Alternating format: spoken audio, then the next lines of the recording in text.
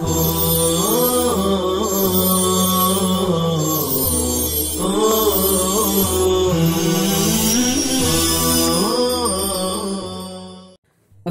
علیکم ورحمۃ اللہ وبرکاتہ۔ عزیز طلبہ، اس سے پہلے والے سبق کے اندر آپ کو بتلایا گیا تھا کہ نون ساکن اور تنوین کے بعد اگر حروف یرملون کے 6 حرفوں میں سے کوئی حرف آئے تو وہاں پر ادغام ہوتا ہے۔ البتہ لام اور را کے اندر ادغام بلا غنہ ہوتا ہے، اور یومن کے یا ینمو کے 4 حرفوں میں ادغام بالغنہ ہوتا ہے۔ لام اور را کے اندر یہ بھی ایک بات بتلائی گئی تھی کہ ادغام بالغنہ بھی کر سکتے ہیں، لیکن اس کے لیے شرط ہے جو یہاں متن کے اندر لکھی ہوئی وہ آپ دیکھ رہے ہیں۔ تو بہرحال یہ قاعدہ کلیہ تھا کہ نون ساکن اور تنوین کے بعد اگر حروف یرملون کے حرف میں سے کوئی حرف آتا ہے تو وہاں پر ادغام کیا جاتا ہے، لیکن اس قاعدہ کلیہ سے 4 لفظ دیکھیے کتاب میں 4 لفظ یعنی دنیا، قنوان، بنیان، صنوان، ان میں ادغام نہ ہوگا، اظہار ہوگا۔ یہ 4 لفظ جو قرآن کریم کے اندر آئے ہیں ان میں ادغام نہ کرنے کی کیا وجہ ہے؟ ایک وجہ آپ کے سامنے ذکر کی جاتی ہے، باقی اور بھی وجہیں ہیں جو آپ اگلی کتاب میں پڑھیں گے۔ آپ کے یاد کرنے کے لیے صرف اتنا آپ ذہن میں رکھیں کہ ادغام کے لیے ضروری ہے کہ نون ساکن یہ ایک کلمے کے اخیر میں ہو، اور یا اور واو یہ جو ہے دوسرے کلمے کے شروع میں ہو۔ جیسے آپ دیکھ رہے ہیں من یقولو کے اندر من کے کلمہ جو من ہے نون ساکن اخیر میں ہے، اور یقولو کے شروع میں جو ہے یا ہے۔ اسی طرح سے میوں وال میں من کا نون جو ہے اخیر کلمے میں ہے، اور وال کا واو جو ہے شروع کلمے میں۔ اسی طرح سے اگلی مثالیں بھی دیکھ سکتے ہیں۔ تو ادغام کے لیے ضروری ہے کہ نون ساکن الگ کلمے میں ہو، اور یا اور واو جو ہے یہ الگ کلمے میں ہو۔ اور یہاں پر دنیا، قنوان، بنیان، صنوان کے اندر آپ دیکھ رہے ہیں کہ دنیا اور بنیان کے اندر نون ساکن کے بعد یا ہے، قنوان اور صنوان کے اندر جو ہے نون ساکن کے بعد جو ہے واو ہے، لیکن یہ اسی کلمے میں ایک ہی کلمے میں ہے، اس وجہ سے یہاں پر ادغام نہیں کیا جائے گا۔ اچھا، ادغام نہیں کریں گے تو کیا کریں گے؟ یہاں پر کہہ رہے ہیں کہ یہاں پر اظہار ہوگا۔ اس اظہار کو اظہار مطلق کہتے ہیں۔ اظہار کرنے کا مطلب یہ ہے کہ نون ساکن کی آواز کو ناک میں ٹھہرائے بغیر، روکے بغیر جو ہے فوراً ادا کیا جائے گا، تو یہاں جو ہے اظہار ہوگا۔ اس اظہار کا نام ہے اظہار مطلق۔ مطلق کا مطلب ہے کہ بغیر قید والا اظہار، کیونکہ اس سے پہلے آپ نے پڑھا اظہار حلقی، اور آگے جو ہے تیسری فصل کے اندر آپ پڑھیں گے اظہار شفوی۔ تو اظہار حلقی جو ہے یہ مقید ہے حروف حلقیہ کے ساتھ، اس لیے اس کو اظہار حلقی کہتے ہیں۔ اور اگلا جو اظہار آ رہا ہے اظہار شفوی، وہ میم کی ایک خاص حالت کے اندر ہوتا ہے، اور وہ باعتبار محل کے ہوتا ہے، اور وہ محل جو ہے شفت ہے، اس وجہ سے اس کو کہا جاتا ہے اظہار شفوی۔ تو یہ دونوں جو اظہار ہیں، اظہار حلقی اور اظہار شفوی، یہ دونوں مقید ہیں کسی قید کے ساتھ، تو ان کا نام ان کے ساتھ جو ہے رکھا گیا اظہار حلقی اور اظہار شفوی۔ لیکن جو ہے یہ اظہار کسی قید سے مقید نہیں ہے، اس وجہ سے اس کو کہا جاتا ہے اظہار مطلق۔ بہرحال اب تک جو ہے 2 قاعدے نون ساکن اور تنوین کے آپ کے سامنے آئے۔ پہلا قاعدہ کیا تھا کہ نون ساکن اور تنوین کے بعد اگر حروف حلقیہ کے 6 حرفوں میں سے کوئی حرف آئے تو وہاں پر اظہار حلقی ہوگا۔ مطلب کیا تھا کہ نون ساکن اور تنوین کو بغیر کسی تاخیر کے، غنے کے بغیر جو ہے ادا کیا جائے گا، اس میں تاخیر نہیں ہوگی۔ اور دوسرا قاعدہ ہوا کہ نون ساکن اور تنوین کے بعد اگر جو ہے حروف یرملون کے 6 حرفوں میں سے کوئی حرف آتا ہے تو وہاں پر ادغام ہوگا۔ اور ضمنی طور پر یہ بھی بتلایا گیا کہ ادغام جو ہے 2 طرح کا ہوتا ہے، ایک کو ادغام بلا غنہ کہتے ہیں اور ایک کو ادغام بالغنہ کہتے ہیں۔ ادغام بلا غنہ جو ہوتا ہے وہ لام اور را کے اندر ہوتا ہے، اور ادغام بالغنہ جو ہوتا ہے وہ یومین یا ینمو کے 4 حرفوں میں ہوتا ہے۔ آپ کو یہ بھی بتلایا گیا تھا کہ ادغام بلا غنہ کو ادغام تام بھی کہا جاتا ہے، اور ادغام بالغنہ کو ادغام ناقص بھی کہتے ہیں۔ یہ ادغام تام یا ادغام ناقص یہ کسی دوسرے اعتبار سے ہے جو آپ کو بعد میں بتلایا جائے گا۔ تو یہاں پر نون ساکن اور تنوین کے اندر جب یہ کہا جائے تو اس کو جو ہے ادغام بلا غنہ اور ادغام بالغنہ ہی کہنا زیادہ مناسب ہے۔ بہرحال 2 حرف لام اور را کے اندر نون ساکن اور تنوین کا ادغام بلا غنہ ہوتا ہے، اور جو ہے کیا کہتے ہیں ینمو اور یومین کے 4 حرفوں میں ادغام بالغنہ ہوتا ہے۔ اور اس قاعدہ کلیہ سے جو ہے یہ 4 لفظ دنیا، قنوان، بنیان اور سنوان یہ جو ہے اس سے مستثنیٰ ہیں، ان کے اندر اظہار کیا جائے گا، ادغام ان میں نہیں ہوگا۔ 2 قاعدے ہو گئے، اظہار اور ادغام۔ اب اس کے بعد کہہ رہے ہیں کہ اور جب نون ساکن اور تنوین کے بعد با آئے تو نون ساکن اور تنوین کو میم سے بدل کر اخفا مع الغنہ کریں گے، اخفا مع الغنہ کریں گے، مثل من بعد صم بکم۔ اس اخفا کو عام طور سے اصطلاح میں اقلاب اور قلب کہا جاتا ہے۔ پہلے جو ہے مصنف نے یہی جو ہے کہا تھا کہ نون ساکن اور تنوین کے 4 حال ہیں، اظہار، ادغام، قلب، اخفا۔ لیکن یہاں پر بیان میں کیا کہہ رہے ہیں کہ نون ساکن اور تنوین کو میم سے بدل کر اخفا مع الغنہ کریں گے۔ تو یہاں پر بدلنا پایا جا رہا ہے، اسی کا نام قلب اور اقلاب ہے۔ آپ کو بتلایا تھا کہ قلب اور اقلاب جو ہے کہنے کی وجہ یہ ہے کہ قلب کے معنی آتے ہیں بدل جانا، اور اقلاب کے معنی آتے ہیں بدل دینا، دونوں نام ہیں۔ تو چونکہ نون ساکن اور تنوین کے بعد جب با آتی ہے تو وہ نون ساکن اور تنوین بدل جاتے ہیں، اس وجہ سے قلب کہا جاتا ہے، اور پڑھنے والا چونکہ ان کو میم سے بدل دیتا ہے اس وجہ سے اس کو اقلاب کہتے ہیں۔ تو اس کو جو ہے اخفا مع الغنہ کو کیا کہا جاتا ہے؟ یہاں پر جو نون اور تنوین کو جو ہے بدل کے کیا جاتا ہے اس کا اصل نام ہونا چاہیے اقلاب اور قلب، اور اصطلاح میں یہی کہا بھی جاتا ہے۔ تو یہ جو ہے تیسرا قاعدہ ہوا، نون ساکن اور تنوین کے بعد جو ہے اگر با آئے تو وہاں پر اقلاب کیا جائے گا۔ آگے کہہ رہے ہیں باقی 15 حرفوں میں اخفا مع الغنہ ہوگا، چوتھا قاعدہ، مثل تنفقون اندادا۔ یہ 15 حرفوں میں کل جو ہے 29 حرف تھے، 29 حرفوں میں سے 6 حروف حلقیہ نکل گئے، 6 حروف یرملون نکل گئے، 6 اور 6 12 حرف ہو گئے، اور 1 حرف جو ہے با نکل گیا، 13 حرف ہو گئے۔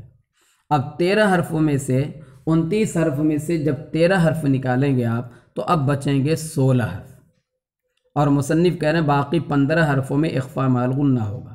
اس میں سے الف کو نکال دیا جائے، اس لیے کہ الف جو ہے نون ساکن اور تنوین کے بعد آ ہی نہیں سکتا، کیونکہ حرف الف جو ہے ساکن ہوتا ہے اور وہ حرف ساکن کے بعد نہیں آئے گا، جب بھی آئے گا تو وہ اپنے ماقبل جو ہے مفتوح حرف کو لے کر کے ہی آتا ہے، اس کے بغیر الف ادا نہیں ہوتا، تو الف نکال دیجیے۔ اس طرح سے جو ہے 14 حرف نکل جائیں گے، 6 حروف حلقیہ، 6 حروف یرملون اور 1 حرف با، تو اس طرح سے 13 حرف ہوئے، اور 1 حرف کیا ہے الف نکال دیجئے 14 حرف۔ اب بچے جو ہے 15 حرف، تو کہہ رہے ہیں باقی 15 حرفوں میں اخفا مع الغنہ ہوگا، مثل تنفقون اندادا وغیرہ کے۔ اب جو ہے اوپر جو کہا گیا تھا اخفا مع الغنہ ہوگا، اخفا مع الغنہ کریں گے، لیکن اس میں کیا کہا تھا نون ساکن اور تنوین کو بدل کر، اس لیے اس کا نام رکھا گیا تھا قلب اور اقلاب۔ اور یہاں پہ کیا کہہ رہے ہیں، نون ساکن اور تنوین کے بعد اگر جو ہے ان 15 باقی 15 حرفوں میں سے کوئی حرف آتا ہے تو وہاں پر اخفا ہوگا۔ یہ چوتھا قاعدہ ہے، اس کا نام ہے اخفاء حقیقی، اخفاء حقیقی اس کا نام ہے۔ اور اخفاء حقیقی کے ادا کرتے وقت ناک میں آواز اس طرح جاتی ہے جیسے ہم اردو زبان کے اندر انگور، سینگ، اونٹ، بانس وغیرہ جو بولتے ہیں، پنکھا وغیرہ بولتے ہیں، یہ جو ہے سمجھانے کے لیے، یعنی اردو کے اندر یہ مثالیں ہیں کہ اخفا کی آواز اسی طرح سے ناک میں جائے گی، اور یہاں پر جو اخفا کی آواز ہوگی وہ 1 الف کے بقدر ناک میں جو ہے آواز کو روک کر کے ادا کرنا ہوگا۔ بہرحال یہ 4 قاعدے آپ کے سامنے آ گئے، اظہار، ادغام، قلب اور اخفا۔ اخفا جو ہے 15 حرفوں میں ہوتا ہے۔ اب جو ہے اس کو کیسے آپ یاد کریں گے، بس یہ یاد کر لیجئے کہ 6 حروف حلقیہ 6، حروف یرملون 6، اور جو ہے با اور الف، ان کے علاوہ جو باقی 15 حرف ہیں اس کو کسی شاعر نے اچھے انداز میں ذکر کیا ہے کہ 15 حرفوں میں تم اخفا کرو، 15 حرفوں میں تم اخفا کرو، مجھ سے سن لو ان کی تم تفصیل کو، یعنی ان 15 حرفوں کی تفصیل کو، مجھ سے سن لو ان کی تم تفصیل کو۔ تو یہ تفصیل جو 15 حرفوں میں اخفا ہوتا ہے وہ اخفا کیا ہے، اس کو اخفاء حقیقی کہا جاتا ہے۔ اخفاء حقیقی جو ہے آپ کو بتلایا گیا کہ اخفا جو ہے 2 طرح کا ہو گیا، یہاں پر جو مصنف نے بیان کیا، ایک تو اخفا بیان کیا اخفا مع الغنہ، تو اخفا مع الغنہ جو بیان کیا ہے مصنف رحمۃ اللہ علیہ نے، وہ اخفا کون سا تھا، وہ اخفا جو ہے اقلاب کو کہا گیا تھا، اخفا جو ہے اقلاب کو کہا گیا تھا، اس کو اخفا مع الغنہ جو مصنف نے یہاں پر بیان کیا ہے، تو یہ اخفا ہوا۔ اور یہ جو اخفا جو کیا جاتا ہے 15 حرفوں میں، اس کو کہا جاتا ہے اخفاء حقیقی۔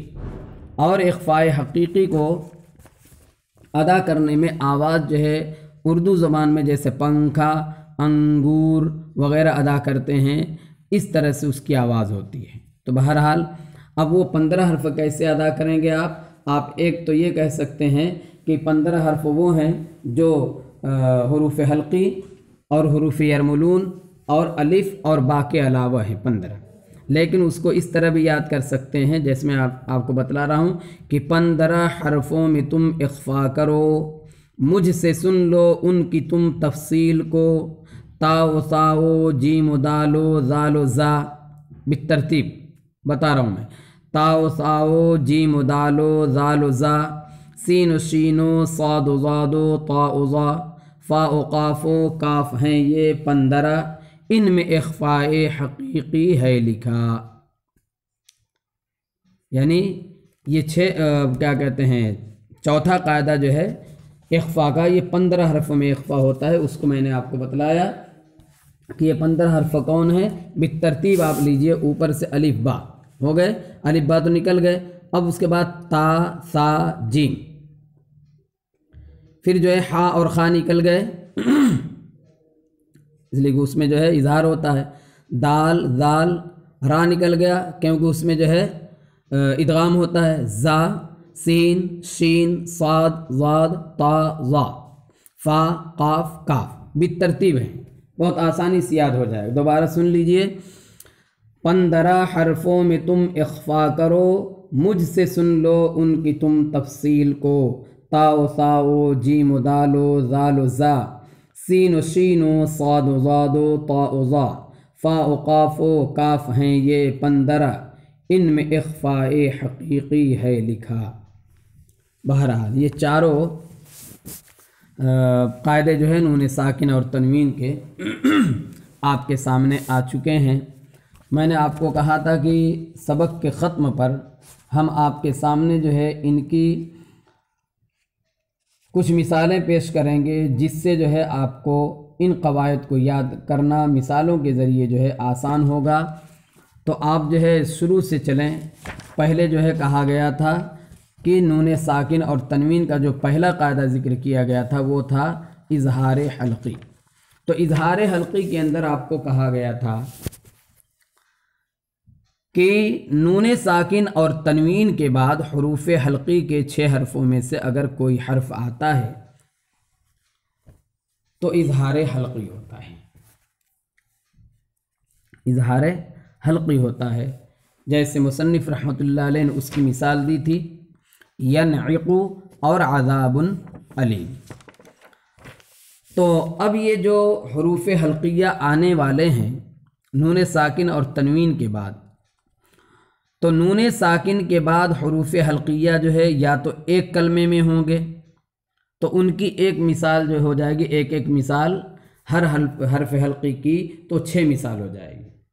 اسی طرح سے نون ساکن اور تنوین کے بعد جو حروف حلقیہ آ رہے ہیں وہ دوسرے کلمے میں ہوں تو ان کی 6 مثال ہو جائے گی۔ اس طرح سے جو ہے 12 مثال ہوگی۔ پھر جو ہے تنوین کے بعد اگر یہ حروف حلقیہ آتے ہیں تو تنوین چونکہ جو ہے 2 زبر کی ہوتی ہے، اس لیے 2 زبر کی جو ہے 6 مثالیں، 2 زیر کی 6 مثالیں اور 2 پیش کی 6 مثالیں، کل جو ہے 30 مثالیں ہو جائیں گی۔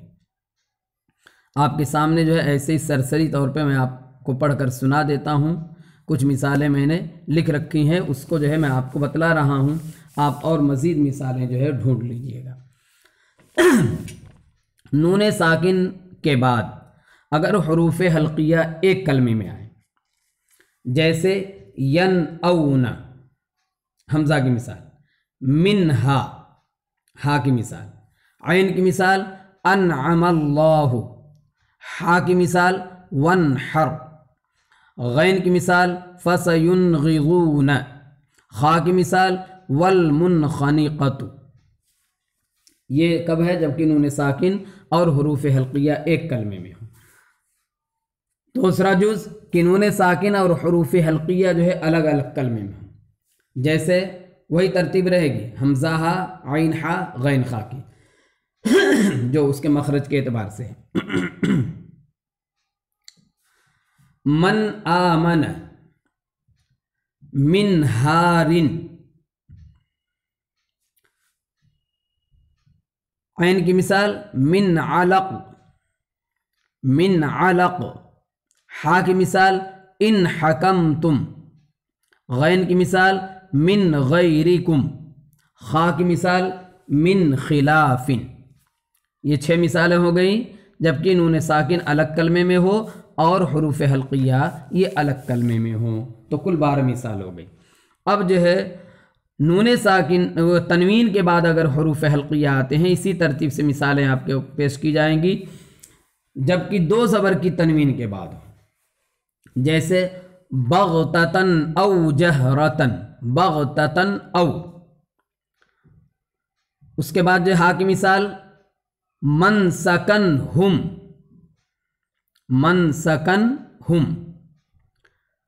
عین کی مثال بکرتن عذاب، ہا کی مثال قرضا حسنا، غین کی مثال قوما غیرکم، خا کی مثال نارا خالدا۔ یہ جو ہے تنوین مفتوحہ، یعنی 2 زبر کی تنوین کے بعد، 2 زیر کی تنوین کے بعد، جیسے قول الا، ہا کی مثال قرن ہم، عین کی مثال قوم عسا، ہا کی مثال اواب حفیظ، غین کی مثال قلیلۃ غلبت، خا کی مثال کاذبۃ خاطئہ۔ دو پیش کی تنوین کی مثالیں دیکھیے، عذاب علیم۔ ہا کی مثال افسحر ھذا۔